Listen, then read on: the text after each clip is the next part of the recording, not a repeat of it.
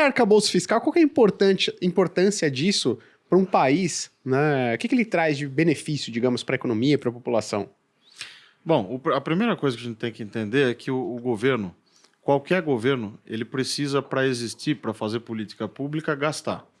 Por mais liberal que ele seja, ou por mais que ele queira economizar o máximo de recursos, ou que queira reduzir o papel do Estado, do setor público na economia, ele vai precisar gastar alguma coisa para financiar as ações de política externa, por exemplo, ou de defesa nacional, ou políticas educacionais. Bom, então se ele precisa gastar, ele precisa ter financiamento, precisa arrecadar, e uma das formas de arrecadar é fazendo dívida pública, ele toma emprestado de alguém do mercado financeiro, que tem poupança, ou tributação. Então, o que a política fiscal faz? Ela tenta estudar quais são as melhores maneiras do governo fazer isso de modo sustentável. E um dos componentes importantes nisso são as chamadas regras fiscais. E, claro, o nome que agora tem se dado para isso, arcabouço fiscal, ele tem a ver com isso. É um conjunto de regras, um conjunto de leis, de normas, de diretrizes, para que os governos possam balizar o comportamento, principalmente da despesa, né? E que não saia do controle, que ele consiga dizer, olha, eu vou ter esse orçamento, vou cumprir, vou conseguir arrecadar o suficiente para não ter déficits que cresçam muito ao longo do tempo, e a dívida também não cresça de maneira ininterrupta, né, em relação, por exemplo, ao produto interno bruto. E a gente sempre teve um arcabouço fiscal? Ou esse nome é novo, isso é novo, a gente não tinha antes? Como é que funcionava? Essa é uma boa pergunta. A gente sempre teve regra fiscal. Por exemplo, em 1999, o ministro era o Pedro Malan. E ele, em um acordo com o Fundo Monetário Internacional, na época a gente tinha muita dívida pública ainda externa. E o Fundo Monetário Internacional, e também dentro da adoção, da lógica da adoção do regime de metas para a inflação, né, com autonomia do Banco Central para fixar a chamada Selic, né, os juros, uma das pernas desse modelo era a responsabilidade fiscal.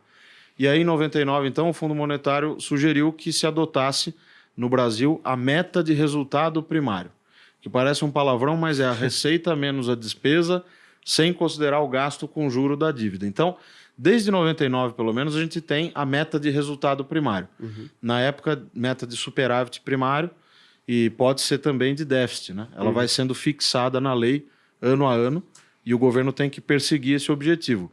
No ano seguinte, em 2000, veio a Lei de Responsabilidade Fiscal, que completa agora em maio 23 anos, né?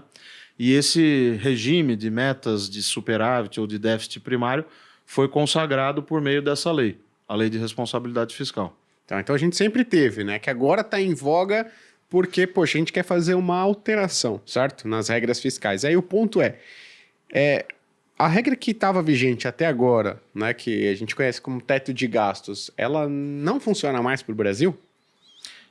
Essa é a grande questão. Por que esse assunto tomou conta do governo agora no início, né? Aliás, desde o final do governo passado e tal?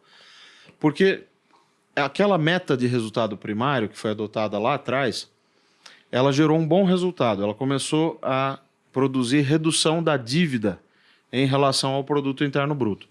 Tanto que as críticas da esquerda na época eram que, olha, já fizemos muito ajuste fiscal, a dívida já caiu muito, pode parar. Isso em 2014? Isso, assim? um pouco antes até, 2008, 2009, depois da crise financeira já começou aquela mudança na transição do perfil do governo Lula que tinha na época. Né? Exatamente. Até 2005 era um pouco mais liberal, mas 2008 para frente soltou a rédea total. É isso mesmo, Leandro, porque aí o que acontece? Eles acharam que a situação fiscal estava tão boa, havia um superávit tão grande que dava para começar a afrouxar. Esse livro que você mostrou aí, que eu escrevi, organizei com o Mansueto Almeida, a gente escreveu em 2016, já alguns anos depois que começou a estourar todo o resultado dessa novela que começa em 2008 e 2009. E o que foi exatamente isso? A chamada contabilidade criativa, né? A meta de resultado primário, ela começou a ser desmontada por dentro. Porque para você atingir um resultado primário, por exemplo, de 100, você tem que ter receita de 200 e despesa de 100. 200 menos 100, 100. Tudo bem. Agora, se eu começo a descontar determinadas despesas, digo que a despesa, por exemplo, do Programa de Aceleração do Fica de Crescimento, fora. o PAC fica de fora, esse investimento aqui, olha, ele é muito nobre, então vamos deixar ele de fora também.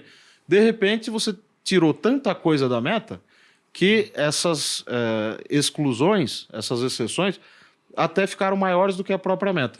E aí, quando se apercebeu disso, lá em 2014, a gente já estava com déficit, e aí o problema era bem mais sério. Né? E A não dívida existe começou a mágica, crescer. né? Porque não é como se não tivesse feito caixa. Você tem que ter dinheiro para bancar essas coisas que ficaram de fora, né? Sim. Basicamente, a gente tinha um orçamento, a pessoa tem lá, você tem o seu Ajustado. orçamento aí, né? Você fala, pô, eu preciso fazer um ajuste na minha conta aqui. Só que eu vou tirar o que eu gasto com iFood. Não, Por iFood tá de exemplo, fora, iFood é né? essencial. A iFood tá de fora, é essencial. E você vai ver a fatura do seu cartão tá explodindo lá no final do É ano. bem isso mesmo. Só que, pô, você não tá considerando, né? Você ganha um salário de 5 mil reais, aí você tem a escola do filho, tem os gastos da família, com roupas e tudo, né? Aí você começa, não, esses gastos aqui eu tiro da conta. Se você ficar tirando tudo, você chega a ter um superávit de 5 mil. Porque você pega todo o seu salário e fala que não gastou nada. Isso me lembra muito inflação, que às vezes sai o indicador, sai o IPCA, e aí o pessoal desconta N coisas. Você tira tudo, a inflação tá baixa. Se você tirar tudo que tá subindo, realmente, né? A inflação cai, né? Então, é tipo isso.